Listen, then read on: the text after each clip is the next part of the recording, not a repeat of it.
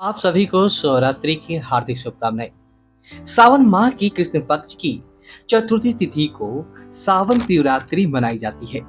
इस बार सावन शिवरात्रि के दिन सर्वार्थ सिद्धि योग का निर्माण हो रहा है। ऐसे में आप इस दिन व्रत रखकर भगवान भोलेनाथ की पूजा करें तो आपकी मनोकामनाएं निश्चित ही पूरी होगी और आपको भगवान शिव का आशीर्वाद भी मिलेगा।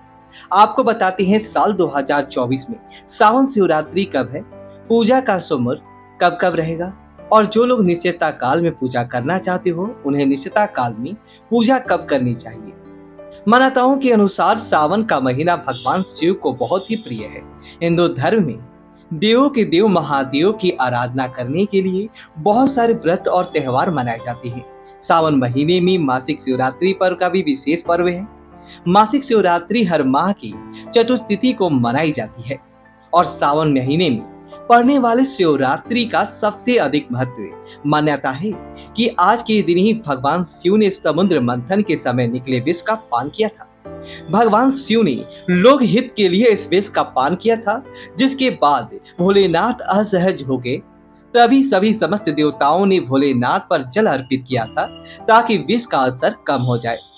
जल डालने पर भोलेनाथ की शरीर से विष का असर खत्म हो गया था।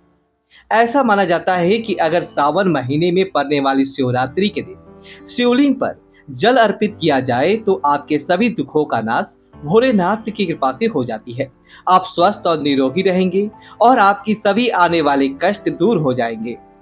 इस बार चतुर्थी का प्रारंभ 2 अगस्त शुक्रवार दोपहर 3:28 से चतुर्थी समाप्त है। इससे पहले तक तुलसी तिथि रहेगी और 3 अगस्त शनिवार को दोपहर 3:50 पर चतुर्थी तिथि समाप्त होगी।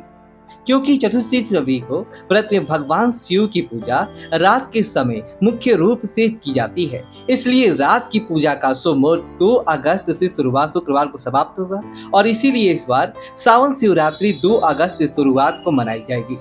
सुबह से लेकर अगले दिन तक उपवास रखा जाएगा। सावन शिवरात्रि के व्रत में प्रदोष काल में भी पूजा की जाती है और प्रदोष काल में इस दिन 2 अगस्त को शुक्रवार के दिन शाम 6:18 से 7:48 तक रहेगा।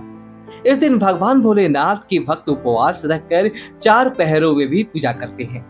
इस दिन प्रथम पहर की पूजा का समय रहेगा शाम 7:11 से 9:49। दूसरे पहर की पूजा का मुहूर्त रहेगा रात 9:49 से मध्यरात्रि 12:27 तक। तीसरे पहर की पूजा का शुभ मुहूर्त रहेगा मध्यरात्रि 12:27 से सुबह 3:06 तक और चौथे पहर की पूजा का शुभ मुहूर्त रहेगा 3 अगस्त शनिवार को 3:06 से 5:44 तक रहेगा। व्रत का पालन आप कर सकते हैं 3 अगस्त शनिवार को सुबह 5:44 से दोपहर 3:49 तक।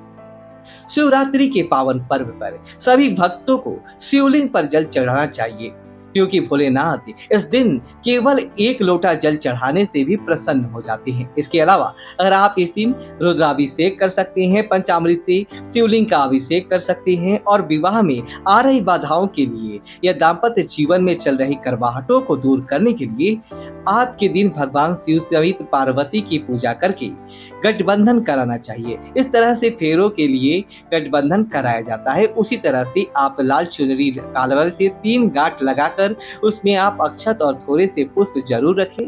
भगवान शिव और माता पार्वती के चरणों में अर्पित कर इस उपाय को करने से चल रही परेशानियां दूर हो जाती है। भगवान शिव को पशुपातनाथ भी कहते हैं और जो भी व्यक्ति जानवरों की सेवा करता है उस पर भी भगवान शिव की कृपा सदैव बनी रहती है।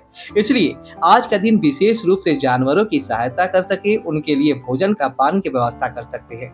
शिवरात्रि के व्रत को 2 तरह से रखा जाता है, एक तो पूरी तरह से निराहार और निर्जल रहकर, दूसरा जल और फल ग्रहण करके।